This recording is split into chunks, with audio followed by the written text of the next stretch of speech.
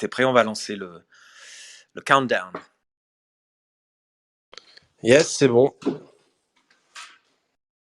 Tu veux que je fasse l'intro? Ouais, ok. Allez. Bonjour à tous, bienvenue pour ce nouvel épisode de l'art du NFT.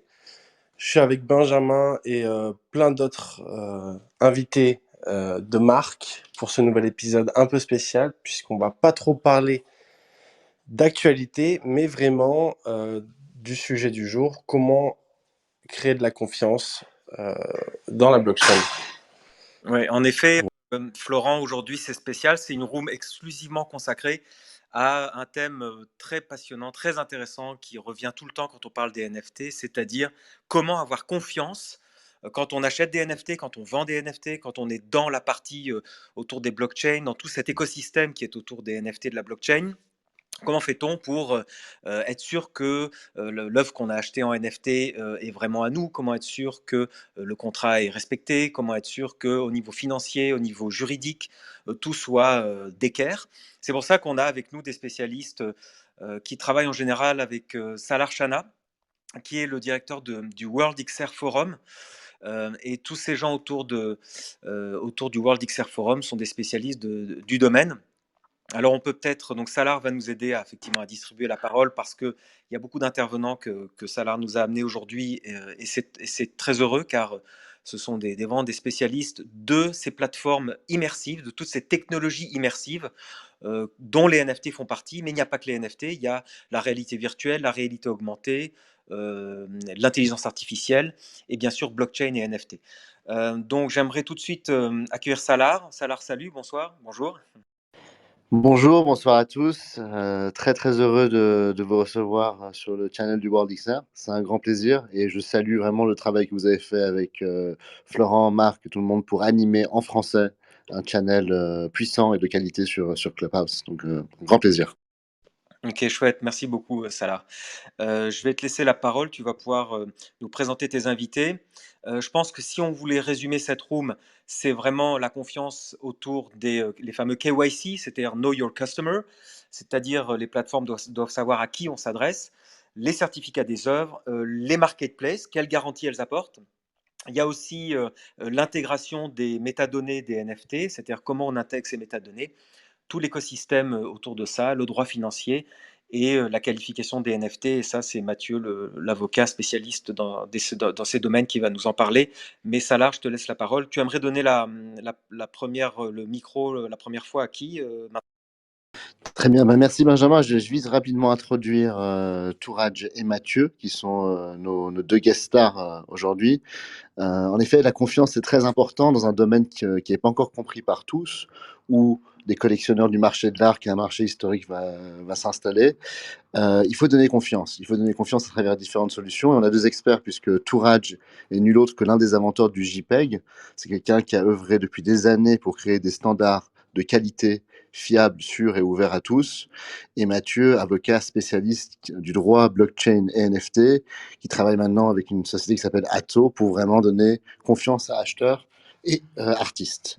Donc, je vais laisser la parole libre. Touraj, Mathieu, qui aimerait peut-être prendre la parole pour annoncer ce merveilleux débat. Alors, peut-être dans l'ordre comme mon nom est venu premier. Laissez-moi d'abord vous dire que je suis très ravi d'être dans cette room. Le sujet est très passionnant. Je pense que c'est un défi très important. Et peut-être que la première chose qu'il faut dire, c'est qu'est-ce qu'on entend par la confiance. Et peut-être je vais laisser Mathieu se présenter et puis probablement ça pourrait être intéressant de rapidement définir qu'est-ce qu'on entend par confiance, parce que chacun de nous a une définition peut-être un petit peu différente, et puis essayons de les comparer. Tu as tout à fait raison. Merci Touraj. On va en effet clarifier la confiance. Il y a la confiance dans quoi? Dans le droit, dans la sécurité des transactions, dans la sauvegarde des fichiers. Il y a de nombreux domaines qui sont impactés. Mathieu, la parole est à toi. Merci Salah, et puis bravo pour cette room, et Benjamin, Florent, toujours un plaisir aussi d'échanger avec vous dans ce cadre sur Clubhouse. Effectivement, la question de la confiance, elle se pose vraiment, hein, puisque la blockchain, alors c'est peut-être un point d'ouverture, hein, sur lequel on peut discuter. La blockchain a été conçue aussi dans un écosystème sans confiance. L'idée étant de garantir aussi, grâce à des preuves algorithmiques, grâce à différents éléments de preuve et de consensus, un état des lieux, un historique de données, sans avoir en fait d'intermédiaire, sans avoir de tiers de confiance. Donc déjà à ce niveau-là, il y a peut-être un élément à débat autour des NFT qui s'inscrivent dans cet écosystème-là et qui bénéficient de cette technologie-là au niveau en tout cas des transactions, donc c'est-à-dire du transfert d'une clé publique vers une autre clé publique, donc de wallet à wallet. Mais ça ne résout pas la question du KYC qui a été évoquée tout à l'heure, et c'est un vrai enjeu. Ouais, parce qu'en effet, là, tu parles aussi wallet à wallet, peut-être qu'on a des auditeurs qui ne sont pas tous éclairés. Lorsqu'on achète une œuvre aux enchères chez Sotheby's, un tableau de Da Vinci, les choses sont très claires. Alors, on a peut-être un acheteur qui est secret, mais il appelle par téléphone, on sait qui il est, ou quelqu'un qui est physiquement là, et il a cet objet dans les mains, et personne ne pourra lui dérober, sauf un voleur qui arriverait chez lui. Si on veut comparer ça dans le milieu du NFT, il y a plein de choses qu'il faudrait préciser, il me semble. Oui, on peut passer la parole à Touraj, qui est l'inventeur du JPEG et justement qui nous parlait de KYC. Je sais que Touraj, que tu travailles beaucoup sur le KYC, qui est un acronyme anglais qui veut dire Know Your Customer, donc il faut connaître son client. Et tous les gens qui ont acheté de la crypto-monnaie sur des exchanges comme Kraken ou Binance savent ce que c'est que le KYC, puisqu'il faut envoyer sa carte d'identité et une preuve de domicile à ces exchanges, afin que ces exchanges nous connaissent et connaissent donc leurs clients. Ça, c'est la réglementation. Mais Toura, je te laisse la parole peut-être pour développer ça. Merci Benjamin. Effectivement, vous voyez, c'est en fait ça. On revient à ce sujet. Qu'est-ce que c'est que la confiance et puis comment ça se fait que les NFT sont sur les blockchains et puis les technologistes ils disent que on n'a pas besoin de confiance. C'est des réseaux à zéro confiance. Mais comment ça se fait que tout d'un coup il faut quand même avoir confiance qu'on parle avec la bonne personne. Donc ça revient vraiment à cette définition fondamentale, qu'est-ce qu'on entend par confiance. Il y a la définition de confiance par les technologistes, mais il n'y a pas que la technologie. Il y a aussi l'aspect social, l'aspect psychologique même, et bien d'autres. Moi, j'aime bien en fait vraiment cet aspect de confiance un peu plus large, qui va au-delà de la technologie. Il y a des exemples, n'est-ce pas? Il y avait au début de l'ère de commerce électronique, les choses n'étaient pas très très différentes au début des années 2000 que par rapport à aujourd'hui. Et il y avait beaucoup de gens qui n'avaient pas confiance, en fait, donner leur carte de crédit à acheter des choses en ligne parce qu'ils disaient, mais je ne sais pas qui est-ce qui va l'utiliser. Puis ils auront après mon numéro de carte de crédit, puis ils peuvent l'utiliser pour acheter d'autres choses à leur tour. Donc, il fallait un certain temps pour établir vraiment une confiance. Et ce n'était pas vraiment parce que la technologie pour amener cette sécurité n'existait pas. C'est parce que les gens n'avaient pas confiance encore. Comme toujours, n'est-ce pas? Il y a beaucoup de choses, vous ne le faites pas. Et que petit à petit, vous commencez à vous y habituer. Donc, déjà, la définition de la confiance est très importante. Donc, pour revenir à KYC, effectivement, en fait, il faut le reconnaître. La sécurité parfaite n'existe pas. Alors, pour avoir confiance à quelqu'un, il faut connaître et il faut que cette personne s'authentifie. Alors, une des façons de le faire, c'est par ces plateformes qui offrent ce service de se faire connaître, soit en envoyant sa carte d'identité, son passeport, etc. Et puis, et c'est un jeu de chat et de souris. Au début, c'était aussi simple que faire un scan, une photo de sa carte d'identité, et puis qu'on l'envoyait, puis on disait, alors ça doit être la bonne personne. Mais après, il y a eu quand même des problèmes. Après, ils ont dit, ah non, alors peut-être ce serait mieux de demander aussi la photo de gars. Après, ils ont dit, ah non, mais ça va pas. Il y a des gens qui ont aussi des photos de ces personnes en les cherchant sur les réseaux sociaux, par exemple. Ils ont dit, ah, alors dans ce cas-là, on va être sûr que la personne est en réalité là. Alors, soit on communique avec la personne par Skype ou d'autres moyens de vidéoconférence, soit on lui demande de faire une petite vidéo et envoyer la petite vidéo. Et même là, maintenant, avec l'avènement des deepfakes, donc des images et des vidéos hyper truquées, on peut même faire bouger, faire dire à n'importe qui, à travers juste une seule photo, n'importe quoi. Donc en fait, même là, ça ne marche pas. Il faut reconnaître. Donc un des problèmes, un des défis les plus graves et que NFT aujourd'hui c'est que les techniques de KYC ne sont pas encore vraiment à la hauteur de ce qu'il faut. Maintenant, ça va, si vous voulez acheter, je ne sais pas, une imprimante à 100 euros, ça pourrait à la limite passer. Mais si vous devez acheter une œuvre à 100 000 dollars ou 100 000 euros, là, on a besoin de techniques qui sont nettement meilleures que les techniques actuelles de KYC. Donc, en fait, c'est vraiment c'est une des technologies qu'il faut dire qui ne sont pas encore mûres. Et c'est assez mûr pour faire des petits échanges qui ne sont pas vraiment à très haute valeur ajoutée, mais au-delà de ça, ça marche pas tout à fait comme il faut parce que la confiance n'est pas encore là. Et aussi, il y a le KYC, mais le KYA, je dirais, Know Your Artist. Comment on peut aussi garantir que les artistes, les créateurs sont aussi bien les vrais que ceux qui ont produit l'œuvre? Salut Salah, je voulais juste rebondir sur ce que vient de dire Tourad. Au niveau de ce genre d'échange, l'art du NFT, je pense que ces stratégies, en fait, elles sont pas forcément nécessaires, puisque de toute façon, les artistes tournent beaucoup. Maintenant, on est dans un monde qui est basé autour des réseaux sociaux, et vous pouvez toujours vérifier l'authenticité en fait et les adresses basées sur justement les liens présents sur les comptes sociaux des véritables artistes en fait.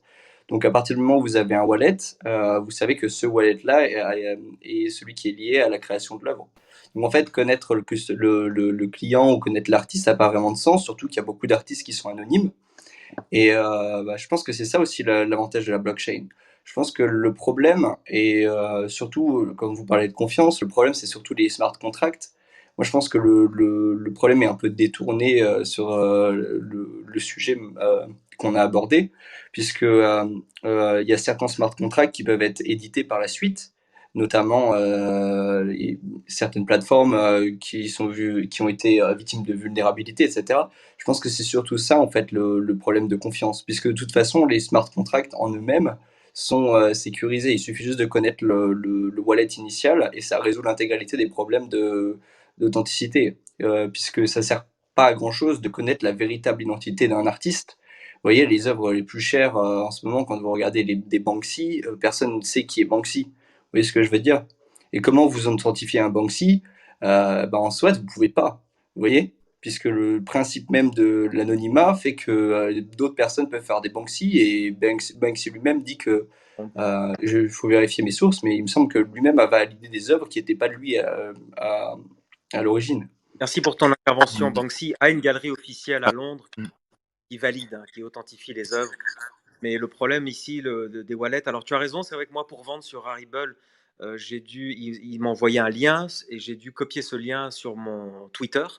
Et donc, c'est déjà une première garantie que mon Twitter est celui qui est rattaché au wallet qui est rattaché à Rarible, par exemple, ou à Foundation. Donc, ça, c'est vrai, tu as raison.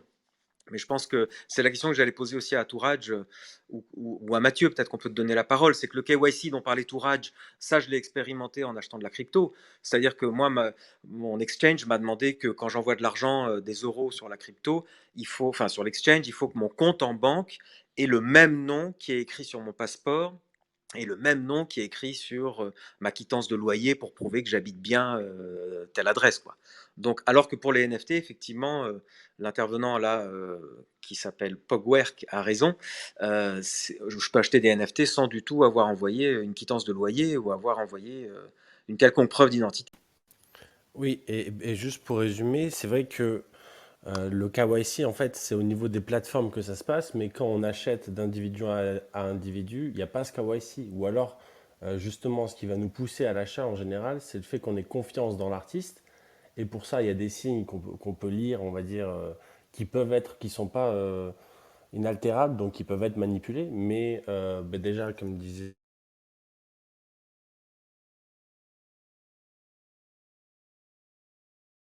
Paul, possibilité de regarder les réseaux sociaux. Donc, euh, est-ce qu'il y a beaucoup de traction? Est-ce que sur le Discord du projet, il y a des collectionneurs? Est-ce que quand je vais sur OpenSea, je vois qu'il y a du volume? Parce qu'effectivement, n'importe qui, et c'est le problème d'OpenSea, c'est que vu que c'est une plateforme totalement ouverte, n'importe qui, ou Rarible d'ailleurs, n'importe qui peut arriver et se créer un faux nom, un faux compte avec toutes vos informations et dire ben, c'est ça la vraie collection. Et il y a encore à ce jour des personnes qui tombent dans le panneau. Donc il y a quand même ce travail de recherche à faire au titre individuel, mais je dirais que là, le KYC en l'état actuel, il se fait plus au niveau communautaire, où c'est justement la communauté qui et la transparence de l'individu derrière le projet qui va faire en sorte qu'il y a cette confiance qui s'installe. Mais peut-être que c'est pas suffisant, Mathieu. Qu'est-ce que tu en penses? Écoute, il y a déjà beaucoup d'éléments qui ont été évoqués, hein. C'est des vrais champs qui sont ouverts, hein, là. Alors, sur le côté KYC, donc vraiment consommateur, un des enjeux, c'est aussi la lutte contre le blanchiment d'argent et le financement du terrorisme, hein. C'est tout ce qui est LCBFT. Il y a des obligations quand on est avec de la crypto, au-delà de 1 000 euros, de savoir qui on a en face de nous. Ça peut même être plus bas lorsqu'il y a des montants inhabituels pour la personne ou des suspicions pour un certain nombre d'adresses qui peuvent avoir été associées à des hacks ou des choses comme ça. Ça, c'est un premier point sur la partie KYC acheteur. Après, côté vendeur, artiste, hein, effectivement, hein, c'est des questions qui se posaient déjà avant dans le monde traditionnel, qui étaient réglées aussi par les logiques de mandat, de galeristes, hein, comme le rappelait Benjamin, hein, c'est tout à fait ça. Hein, c'est-à-dire que même si Banksy n'est pas connu du public, il y a des personnes qui agissent pour son compte, qui sont en capacité de signer pour son compte, qui, elles, connaissent très bien son identité et qui vont vérifier avec lui l'origine des œuvres. C'est aussi le travail que font les commissaires-priseurs et que font aussi les commissaires-priseurs qui travaillent dans l'écosystème NFT, qui du coup rajoutent énormément de valeur en fait aux NFT qui sont créés par leur intermédiaire en termes de vérification de l'origine, de la vérification aussi de l'auteur, d'un certain nombre de vérifications qu'ils vont faire aussi par rapport aux contrefaçons éventuelles d'œuvres antérieures. Donc ça, c'est aussi une chose. Après, la question du KYC appelle celle de la signature électronique et de la signature certifiée. Il faut savoir que quand on fait un contrat de pair à pair et qu'on a face à nous un consommateur, il faut aussi vérifier en fait s'il peut être consentant. C'est-à-dire que par exemple, si on a face à nous un mineur qui n'a pas la capacité de contractuer et pas la capacité en fait d'acheter un NFT, potentiellement, ça peut être simplement par ce biais-là annulé. Donc ça, c'est un vrai point. C'est-à-dire qu'il n'y a pas encore eu, à ma connaissance, d'action en justice pour des annulations de smart contracts, mais à mon avis, ça va venir, hein. On va avoir des situations comme ça où on va essayer de remonter des chaînes en disant, bah voilà, non, mais ça, cette opération, elle ne pouvait pas être réalisée. C'est une personne de 12 ans, en fait, qui a acheté pour 20 000 euros ce NFT, et en fait, le parent s'en aperçoit, et lui dit, mais tu n'as pas, on peut tout à fait annuler ça. Ah tiens, tu as utilisé ma carte bleue pour spéculer sur de la DeFi l'été dernier. Là, il y a un gros problème. Bon, ça, c'est des choses qui vont arriver, et ça, c'est un cas parmi tant d'autres, hein. Et par ailleurs, cette question de KYC s'impose aussi simplement pour contractualiser en fait l'opération. C'est pas parce qu'on est sur un smart contract qu'il y a un contrat en fait. Il faut un contrat associé en fait à l'opération pour la rendre valide. Sinon, il n'y a pas de transfert, sauf un transfert, on va dire, d'une clé publique vers une autre clé publique. Mais ça ne transfère pas de droit de propriété intellectuelle, de droit d'usage ou quoi que ce soit en fait, hein. C'est pour ça que c'est difficile de penser ça simplement sous l'angle du smart contract et du fait qu'il a été audité et que de fait il va pas pouvoir être facilement hacké par un tiers. Le problème que tu as soulevé est hyper important. Donc maintenant, qu'est-ce qui se passerait concrètement? Imagine, tu as un artiste, a vendu sur OpenSea une œuvre pour 50 000 $. L'acheteur était mineur. On décide qu'il faut annuler la vente. Toi, artiste, tu as déjà réinvesti ton argent dans une nouvelle œuvre, tu l'as plus. Qui est responsable? Est-ce que OpenSea est responsable? Qu'est-ce qui se passe dans ce cas-là? Et qu'est-ce qu'il advient de l'œuvre? Alors, les conditions générales, alors bon, effectivement, OpenSea, alors je ne sais pas s'ils vérifient, je pense que dans une certaine mesure, quand on crée un compte OpenSea, non, c'est ça, il n'y a pas de vérification de l'identité précise du consommateur, il y a juste une certaine vérification sociale, en fait, du vendeur. Donc, et d'ailleurs, sur ce point-là, peut-être pour revenir dessus, en fait, la raison pour laquelle eux ne font pas les KYC artistes, c'est parce qu'ils demandent souvent aux artistes en fait de lier ça à un compte de réseau social, effectivement, mais un compte de réseau social qui a été authentifié. Et donc par authentifié, on entend en fait que le KYC a été fait par exemple par Instagram, quoi. Donc en fait, c'est juste un bon, ils se déresponsabilisent à ce niveau-là, ils considèrent que c'est suffisant. Bon, c'est normalement, enfin ça tient pas forcément face aux régulateurs, etc.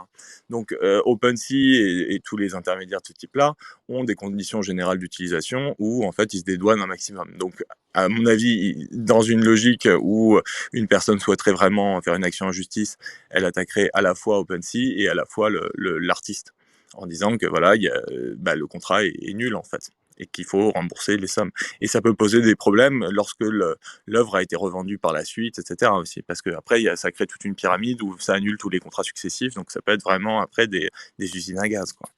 Mais là, du coup, bon, ça va faire débat, hein, cette partie-là, parce que du coup, que ça soit dans le monde des NFT ou juste dans la crypto en général, tu as quand même le fait que les transactions sont irréversibles. Donc, c'est pas si simple, surtout quand tu connais pas forcément l'identité finale de l'utilisateur, de rendre l'argent potentiel. Donc, c'est pour ça que cette confiance en général, enfin, là, le fait que le marché déjà pèse plusieurs millions, voire plusieurs milliards, sans avoir la garantie que si jamais il y a un abus comme ça, l'argent puisse être retourné. Donc je sais pas si tu as des cas d'usage déjà dans le monde de la crypto où il y a effectivement des transactions qui ont été renvoyées en fait suite à des mises en justice. Parce que du coup, ça inclut quand même de saisir les fonds, les transférer, etc. Donc, on sort vite de ce système décentralisé pour de l'ultra-centralisation. Est-ce que tu as des cas d'usage comme ça où ça s'est déjà vu? Ah oui, il y a eu plein de cas, mais c'était pour des usages un peu antérieurs. Ça a été énormément fait au niveau des ICO.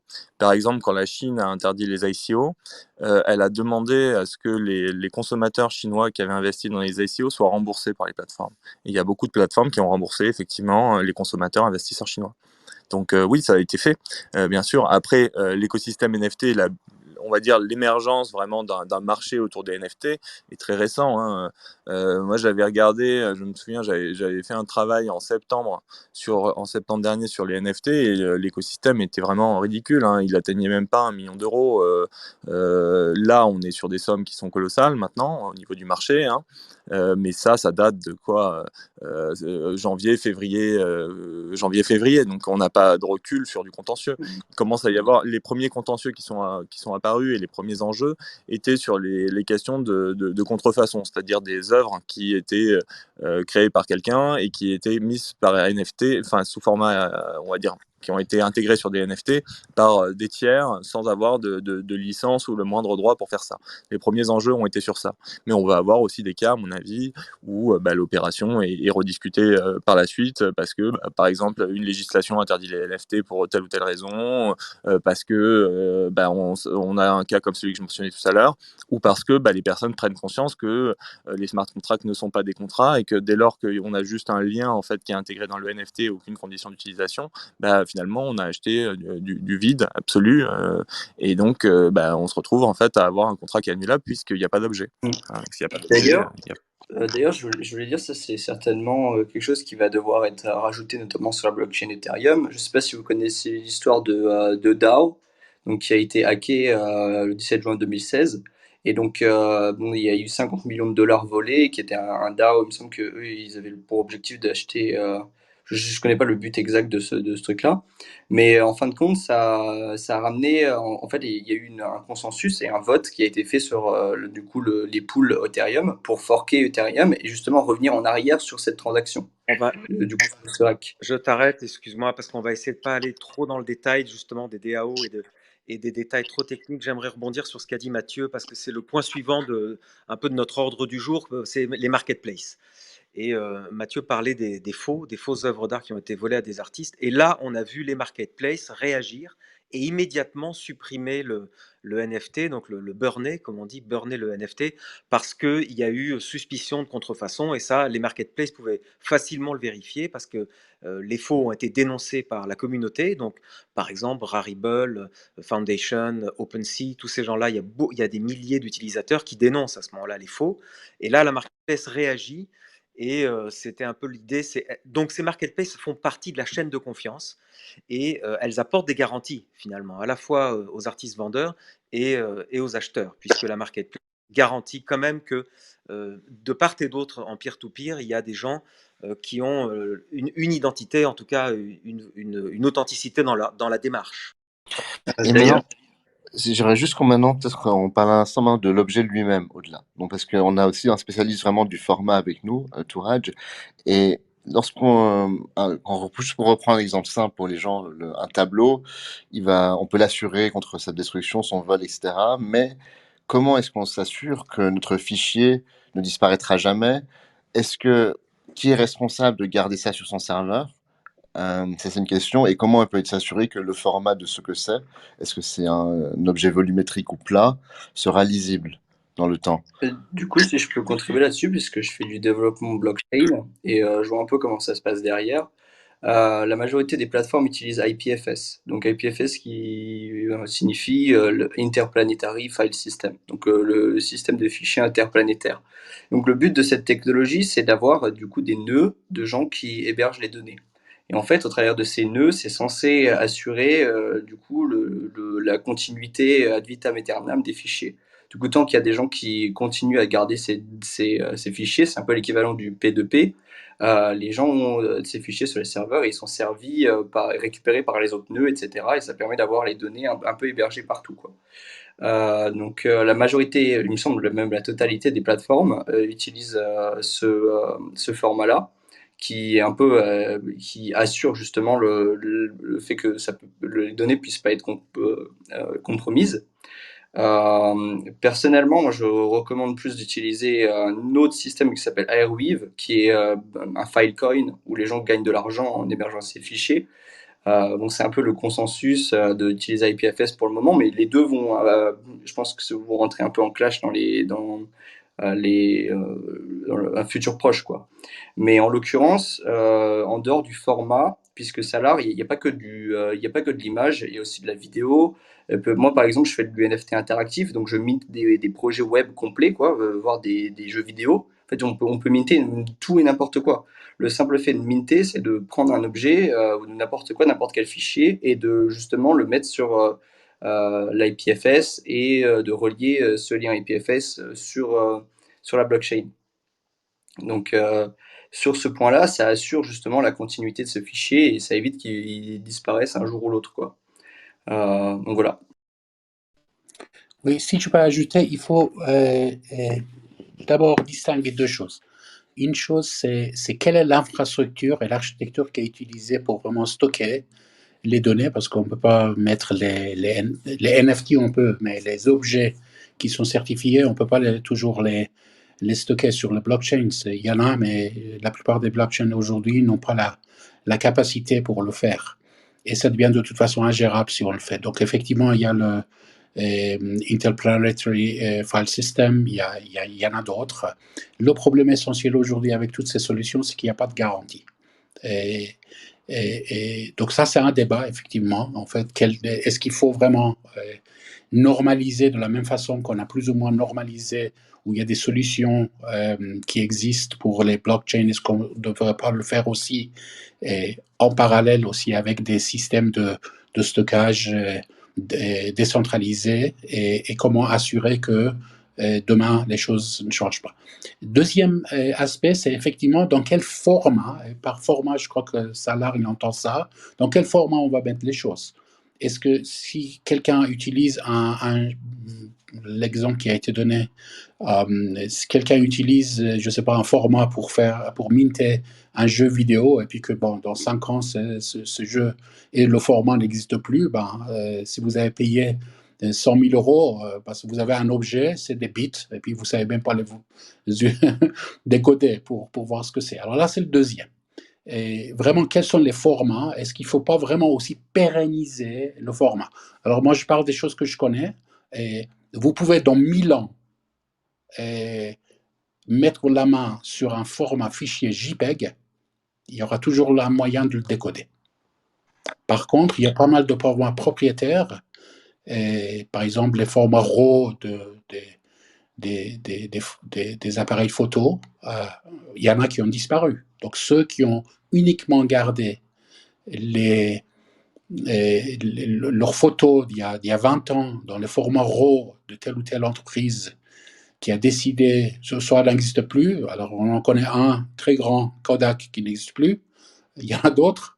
Alors, si le décodeur qui tourne dans un ordinateur ne tourne plus il n'y a pas une version qui tourne dans une autre architecture de PC qui est plus nouvelle, ou dans un système d'exploitation qui est plus nouvelle, bah vous êtes mal parti. De la même façon que si vous aviez un fichier Word version 3, il y a 15 ans, maintenant, bonne chance pour le décoder.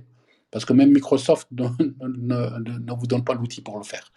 Donc il y a ça, c'est cette deuxième, en fait, la partie de longévité de format. Quel format utiliser? Et puis effectivement, il faut que ces formats soient choisis par rapport à cette grande diversité de types de données. Ça peut être des images fixes, ça peut être des animations courtes, ça peut être des vidéos, ça peut être des objets 3D de toute forme, etc. Justement, ça c'est vraiment intéressant ce que tu dis, Touraj. J'aimerais que tu développes parce que moi, en tant que créateur, je me pose tout le temps la question. C'est-à-dire, si c'est une image fixe, est-ce que je fais un PNG ou est-ce que je fais un JPEG? Si je fais une animation, est-ce que je fais un point Move ou est-ce que je fais un point MP4?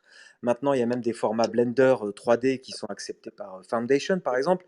Mais donc, Touraj, tu nous dis que le code JPEG dans lequel tu as participé à la création du JPEG est une sorte de code open source, comme à la blockchain finalement, et dans 1000 ans, enfin peut-être pas 1000 ans, mais dans un siècle, on pourra toujours décoder gratuitement et en open source un JPEG et reconstituer les pixels qui constituent l'image du JPEG, c'est ça? Alors oui et non. Effectivement, il y a des formats de fichiers, ce n'est pas que JPEG. JPEG, PNG, il y en a d'autres qui ont ce qu'on appelle la connotation de format ouvert, c'est-à-dire la description détaillée de comment toutes sortes de choses se font est accessible. Ensuite, pour la vidéo aussi, ça existe la même chose. Il y a des MP4, tu as mentionné par exemple. C'est effectivement un format ouvert. Mais il y a une différence entre JPEG et PNG et MP4. En fait, je suis aussi éditeur de MP4, donc ça tombe bien. MP4, si on veut l'utiliser, au moins pendant 20 ans, il faut payer des royalties. Alors, ce n'est pas nous qui les payons, mais ceux qui développent des outils, soit hardware, soit software, ils doivent payer des royalties. Ce n'est pas énormément d'argent, mais c'est quand même certaines sommes. Alors, donc il faut, en fait, en général, le pari qu'il faut faire, c'est il faut utiliser un format ouvert. C'est pas forcément royalty free, donc c'est pas forcément sans droit de licence, mais de toute façon, après 20 ans, ça devient de toute façon sans droit de licence. Et si on parle de long terme et la longévité, effectivement, il faut miser sur des formats qui sont avec des spécifications, on appelle ça ouverts, c'est-à-dire tout le monde a accès et il y a des moyens pour avoir accès à ces spécifications. Les formats des fichiers RAW des appareils photo, c'est pas tout à fait toujours ouvert. Donc pour des différentes raisons, par exemple les fabricants des senseurs et des caméras, des capteurs de caméras, bon, ils ont décidé, ils veulent pas forcément l'avoir complètement ouvert.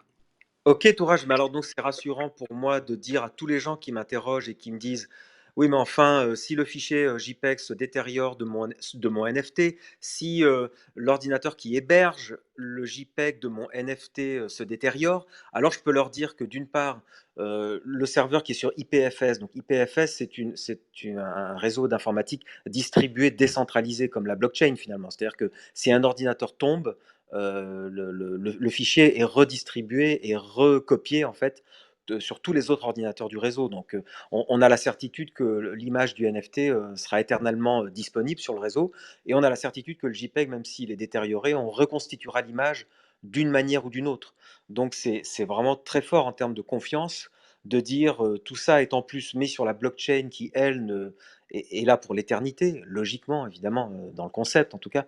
Donc on a une vraie pérennité des métadonnées du NFT dans ce cas. Effectivement, et aussi, Tourad, je voulais dire sur le fait du format. Bon, moi, étant développeur web et faisant du coup des expériences interactives, j'essaie toujours d'avoir du coup un code qui marche sur le plus grand nombre de navigateurs.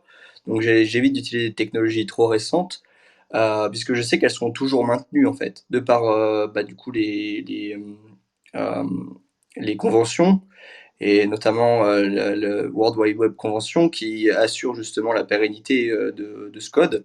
Et je sais que dans les 100 années suivantes, si le web reste ce qu'il est, il n'y a pas de raison pour que un navigateur arrête de supporter certaines fonctionnalités, euh, même s'il y a des nouvelles, par exemple JavaScript, des nouvelles versions de JavaScript qui existent ou des nouvelles versions d'HTML, les versions précédentes seront toujours supportées, quoi. Et ça aussi, c'est un gros avantage qu'on a justement maintenant sur le Web 2.0 et notamment aussi puisque de plus en plus de dApps sont en train de se construire sur le Web 3.0, quoi. Alors, si je peux faire quelques petites remarques sur aussi d'autres approches pour créer de la pérennité autour de l'obsolescence, que ce soit des formats, des fichiers, du lieu où ils sont hébergés, des blockchains qui sont utilisés, ça peut être fait contractuellement. C'est-à-dire que le contrat qui a été associé au NFT peut prévoir en fait une obligation pour le vendeur de reminter un NFT sur une autre blockchain avec un autre format. Et ça, on peut prévoir que c'est aux frais du dernier acheteur. C'est-à-dire qu'il peut demander de reminter ailleurs et de brûler le NFT existant et d'assurer une continuité sur ce plan-là. Et ça, c'est quand même extrêmement rassurant. C'est des garanties importantes qui peuvent être tout à fait apportées. Et il faut garder aussi en tête d'autres mouvements un peu de fond. Là, aujourd'hui, on a nos NFT sur Ethereum, sur d'autres blockchains. On a Arweave, effectivement, qui a été évoqué tout à l'heure, avec d'autres modalités de stockage qui peuvent être tout à fait intéressantes, qui maintiennent tout dans l'écosystème blockchain, ce qui est sympa. Mais on va avoir aussi les CBDC, les monnaies numériques de banque centrale, qui vont supporter vraisemblablement les smart contracts et de fait les NFT. Le yuan est prévu dans ce sens-là. Il y aura des smart contracts dessus. Donc on peut aussi tout à fait imaginer, par contre, que, par exemple, l'État chinois refuse de reconnaître une quelconque valeur légale à des NFT qui seraient sur Ethereum, mais par contre reconnaissent la valeur légale des NFT sur sa crypto-monnaie de banque centrale. Donc dans une situation comme ça, l'acheteur chinois peut souhaiter aussi demander à ce que le NFT soit minté. Ça peut poser des vrais enjeux, ça. On va avoir des questions un peu aussi de restitution d'œuvres numériques, un petit peu comme on l'a dans le monde physique classique, avec tout ce qui se pose autour des œuvres qui ont été prises au moment de la décolonisation diverses. Donc on risque d'avoir des choses autour de ça. Et après, il y a un autre mouvement de fond qui est celui de New IP. C'est aussi quelque chose qui traite de la normalisation. Hein. C'est aussi ITU qui est à la manœuvre aussi sur ça. Et donc New IP, l'idée, hein, c'est de proposer une alternative à TCP/IP, et donc là aussi de donner la main plutôt aux États, plutôt qu'à une logique, on va dire, internationaliste. Et donc là, on peut avoir aussi d'autres enjeux, et l'Internet qu'on connaît aujourd'hui peut être très différent dans 10 ou 15 ans. Il faut garder ça en tête et penser que, par contre, les actifs qui auront été créés, générés au moment de l'Internet peuvent conserver une vraie valeur, même avec une mutation profonde en fait, de l'infrastructure. Donc c'est ça qu'il faut aussi anticiper, quoi. C'est hyper intéressant. Je voudrais qu'on revienne justement sur ce point de monnaie de banque centrale, si effectivement elle commence à soutenir les smart contracts. Est-ce que vraiment le marché des NFT va migrer sur cette nouvelle base de données, on va dire, Je pense que c'est une question qu'il faudrait qu'on se pose parce qu'effectivement, ce qui donne de la valeur à l'heure actuelle et le fait qu'il y ait 90% de l'activité NFT qui se passe sur Ethereum, c'est que c'est une blockchain qui est extrêmement décentralisée. À l'inverse, la blockchain Flow de Dapper Labs, elle, elle a un beau succès commercial, on va dire, mais il y a beaucoup de monde qui la boude parce que justement c'est centralisé et ils peuvent décider de ce qui est vrai ou pas, vu qu'ils ont tous les nœuds, etc. Donc ça pose un problème parce que du coup, est-ce que vraiment on peut considérer ça comme un NFT si c'est juste une série de smart contracts qui est hébergée par une entité complètement centralisée? Parce que du coup, même s'il y a des beaux smart contracts derrière et qu'on puisse l'échanger, etc., c'est quand même une entité centralisée derrière qui va décider de ce qui est vrai ou pas. Donc est-ce qu'on verra vraiment la migration du marché des NFT sur ce genre de plateforme? C'est question ouverte. Florent, moi je pense que regarde par exemple la Binance Smart Chain, bon, qui est centralisée par justement l'autorité de Binance. Il y a beaucoup d'NFT dessus et justement ils ont poussé ça à l'extrême en mettant ça, tu peux faire du trading, à côté tu as les NFT. Donc ils ont pas mal de gens sur la Binance Smart Chain. Je connais pas les chiffres, mais je sais que bon, c'est vraiment énorme. Mais la question, c'est ça en fait. Ce que les gens veulent, c'est justement la possibilité d'acheter de l'art et d'avoir la certitude que l'art est là, ou l'art, ou n'importe quel objet. Je veux dire, si par exemple dans le futur, les banques commencent à accepter les NFT pour déverrouiller des coffres, ça permet d'avoir un NFT, de faire de l'échange de absolument tout et n'importe quoi, et de la spéculation sur tout et n'importe quoi. Ce que les gens veulent actuellement, c'est faire de la spéculation, quoi. Et tant qu'il y a une entité qui vérifie et qui valide justement cette preuve de possession, euh, le NFT a une valeur. Oui, mais comme tu le dis, Binance, ils poussent ça, tu vois, ça se fait pas de manière naturelle, c'est vraiment, ils se sont positionnés là-dessus parce qu'ils ont vu qu'il y avait un cas d'usage et ils veulent juste monopoliser tous les cas d'usage. Donc là, à l'heure actuelle, il y a encore tout ce système de motivation, ils vont t'inciter, ils vont t'offrir, soit ils vont te pousser vraiment au niveau communautaire, soit ils vont t'inciter financièrement à le faire. Est-ce que justement, une fois que la hype se sera un petit peu essoufflée, est-ce qu'il y aura quand même toujours des utilisateurs sur la Binance Chain? Je pense que oui, effectivement, c'est les mêmes qui sont en train de trader et vouloir des gas fees pas chers Moi, quand ils font du trade. Pour aller juste, excusez-moi, je voulais juste avancer une question, parce qu'il n'y a plus beaucoup de temps, et je voulais laisser la parole à Touraj, parce que il parle du NFT 2.0, un exemple concret de solution, et j'aurais voulu que dans les dernières minutes, il puisse nous partager quelques visions higher level sur cette question. Oui, avec plaisir. Bon, je vais essayer d'être très rapide. Donc, je crois qu'on est tous d'accord que les NFT, comme toute nouvelle technologie, a énormément de défis encore et à soulever. Et on a parlé de confiance, mais il y a pas mal de problèmes au niveau de la protection de la sphère privée des gens, par rapport à sécuriser aussi les contenus. Comment est-ce qu'il faut s'assurer qu'il y a et que deux plateformes différentes ne vont pas accepter de deux personnes différentes les mêmes types de données, les mêmes types de NFT, etc. Il y a des problèmes, on a parlé de pérennité, d'interopérabilité entre les différents types de systèmes. Il y a des problèmes légaux. Et last but not least, quelque chose de très très mal comprise, il y a le problème de l'impact sur l'environnement, de tout ce qui est blockchain.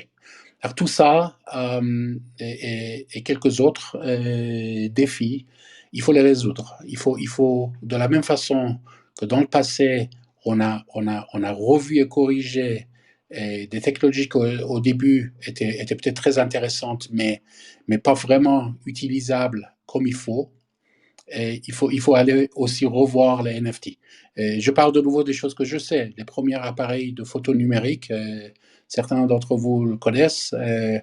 Dans les années 80 et 90, c'était des images qui étaient vraiment pas comparables avec la contrepartie qui était la photographie argentique. Donc, c'est pas parce que c'était le cas que les gens ils ont dit ah mais alors laissons tomber, on va laisser à côté ou bien on le laisser juste à quelques minorités à l'utiliser. Non, il y a eu un effort pour aller revoir, recorriger, améliorer les choses. Et c'est la même chose avec les NFT. NFT aujourd'hui a des défis à soulever et il faut penser à un NFT 2.0. Quand je dis un NFT 2.0, je ne parle pas d'un NFT qui serait universel, parce que ça n'existe pas. De la même façon que nous n'avons pas réussi dans l'histoire de l'humanité d'avoir toute la planète sous la même loi et sous les mêmes législations, bah, je crois que ça va arriver peut-être, mais ça ne va pas être facile et ça ne va pas être si tôt. Alors, il y aura, comme toujours, plusieurs types d'architecture de solutions et il y en aurait qui vraiment auront des raisons d'exister. Parce que, comme on dit en anglais, one size doesn't necessarily fit all. Donc, on ne peut pas imposer une façon de faire à tout le monde. Il y a des différentes façons. Mais ce qu'il faut faire, c'est de s'approcher d'un système qui serait interopérable et transparent pour les utilisateurs. Et de nouveau, on revient au sujet de ce débat, et quelque chose où les gens peuvent faire confiance. La sécurité et la confiance à 100% n'existent pas, mais il faut s'y approcher. Juste pour vous donner des actualités, j'ai entendu dans les nouvelles ce matin que les talibans en Afghanistan, ils ont dit que en fait, si vous voulez faire des cryptocurrencies et choses comme ça, vous pouvez venir. C'est parfait pour un endroit. Est-ce qu'on va y aller? Donc, oui, parce qu'ils peuvent, parce que la technologie, ils disent, amenez votre technologie. Donc, il y a plus que la technologie, il y a d'autres choses aussi qu'il faut amener. Et ça, c'est la vision vraiment le NFT 2.0. Essayer d'aller revoir de la même façon que le World Wide Web, depuis le HTML, a eu plusieurs versions qui ont amélioré ce qui était avant, parce qu'on a appris des défis, des problèmes qui sont soulevés et on les a résolus. Donc il faut qu'on on fasse la même chose, mais le faire de manière coordonnée. Si chacun fait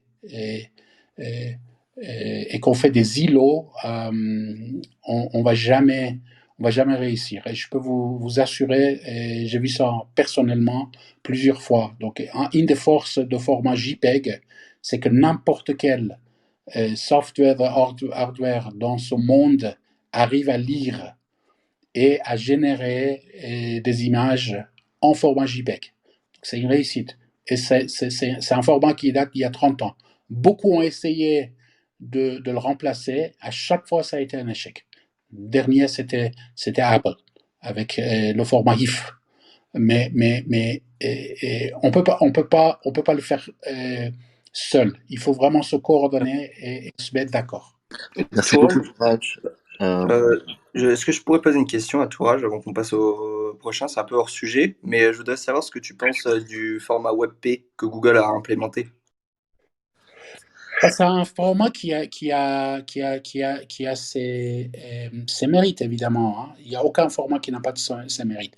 C'est un format qui marche assez bien quand on cherche à compresser énormément les données. Mais bon, ça a été, même Google, ils le reconnaissent pas tant, hein. Donc, ils travaillent sur WebP 2.0 ou sur AVIF.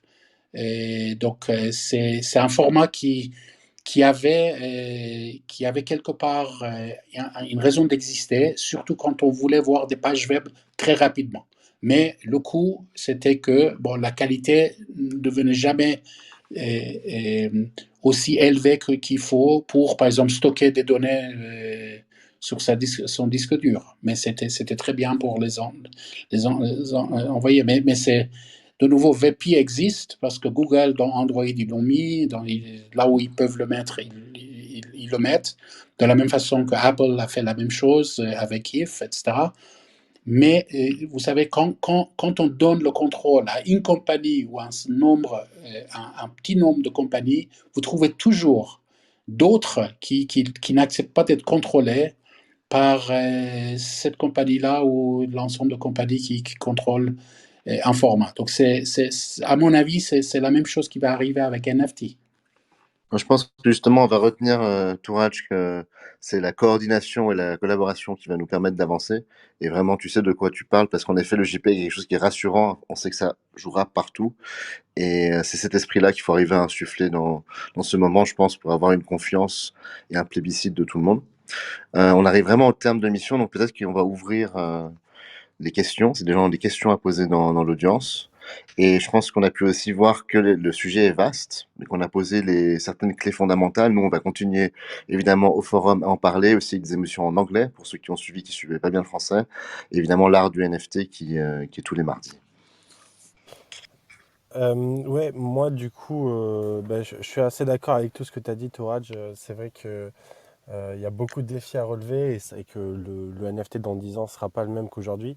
Il y a un gros aspect sur lequel il faut se battre, c'est la désinformation aussi. Parce que typiquement, tu as cité le cas de l'écologie et je pense qu'il y a beaucoup de désinformation ou presque de la manipulation en fait, parce que du fait que ça soit quelque chose de complètement nouveau, les médias qui sont un peu désemparés s'en saisissent, se saisissent du sujet, font pas bien leurs recherches ou veulent juste alimenter le bad buzz.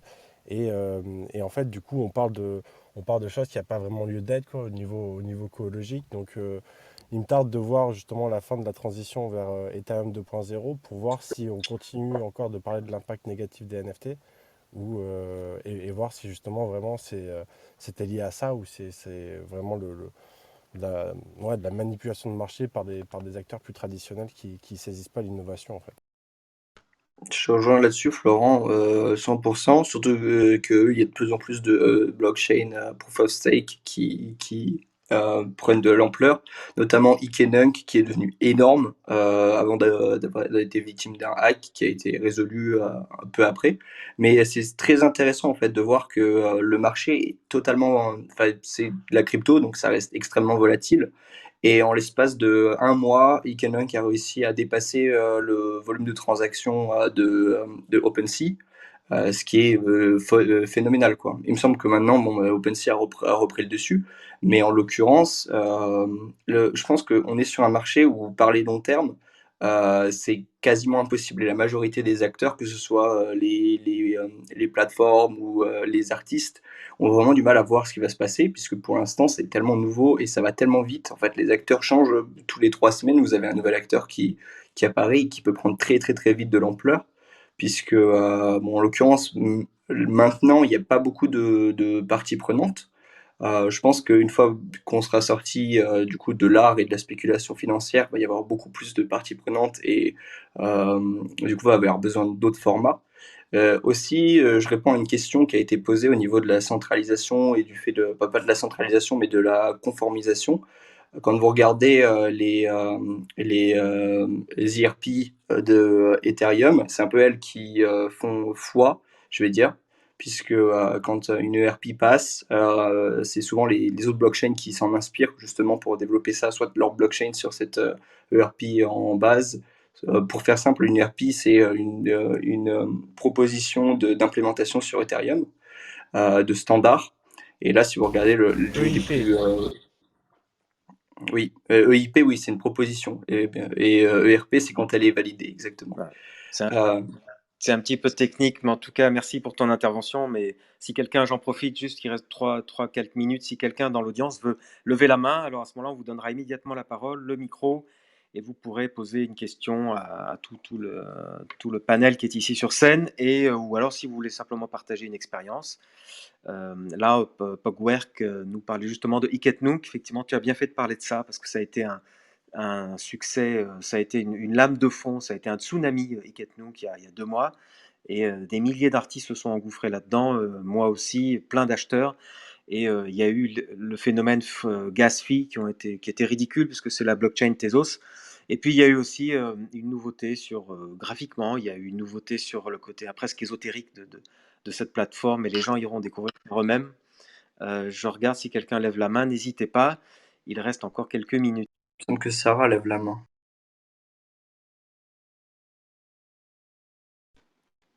Il faut que Sarah lève la main. Tu veux qu'on donne la parole à Sarah? Je disais, il lève la main sur sa photo de profil. C'était une blague. D'ailleurs, Tourad, je voulais dire, j'utilise actuellement le format JPEG pour compresser mes NFT 95%. Voilà, et donc je te remercie pour ce formidable format. Je suis très content. Et essaye de regarder aussi le JPEG XL, c'est tout nouveau, ça vient de sortir. C'est pas plus compliqué que JPEG au niveau de complexité, mais ça donne meilleure compression et en même temps meilleure qualité. Donc c'est peut-être quelque chose qui va finalement remplacer ce vieux format JPEG qui date de 30 ans maintenant. J'ai juste peur que ce soit pas compatible avec tous les navigateurs, puisqu'en plus de ça, maintenant on commence à se battre avec des gens qui utilisent Ecosia et Brave, donc il y a moitié des fonctionnalités qui sont pas supportées. Tout à fait, mais en fait, tu as tout à fait raison, on va pas en discuter maintenant, mais en fait, il est déjà intégré dans les navigateurs les plus grands.